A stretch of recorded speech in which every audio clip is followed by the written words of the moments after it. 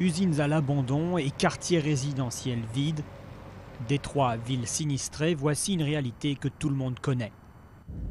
Mais la capitale de l'industrie automobile américaine est peut-être en train de changer grâce à quelques pionniers.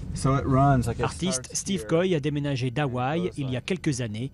Il a trouvé à Détroit des loyers peu chers et de nombreux espaces vides.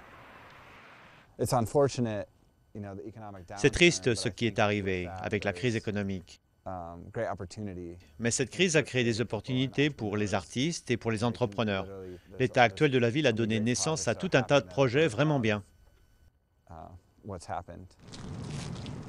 Les friches fournissent un terrain de jeu idéal pour Steve Coy et son projet artistique, une corporation virtuelle dont l'imagerie envahit les murs de certains quartiers.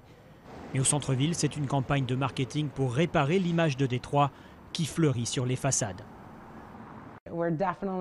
L'un de nos défis, c'est de changer notre image.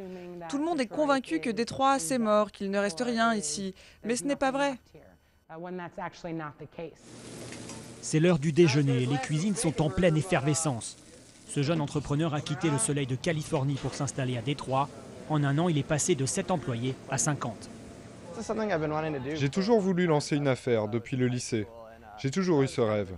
Je me suis dit que si j'attendais d'être vieux, je ne le ferais jamais. Venir à Détroit pour réaliser son rêve d'entrepreneur, voilà le genre d'histoire que la ville veut mettre en avant. Mais il faudra des chantiers d'envergure pour créer des emplois en grand nombre. Steve aimerait par exemple que soit lancée la restauration de la gare, monumentale et historique. C'est ici que les familles ont dit au revoir aux soldats qui partaient à la guerre. C'est un bâtiment qui a marqué notre histoire et dont l'abandon reflète ce qui nous est arrivé. Rappel quotidien de la descente aux enfers de la ville, ce monument pourrait bientôt connaître une seconde vie. Plusieurs projets sont sur la table pour remettre en état ce témoin de l'âge d'or de Détroit.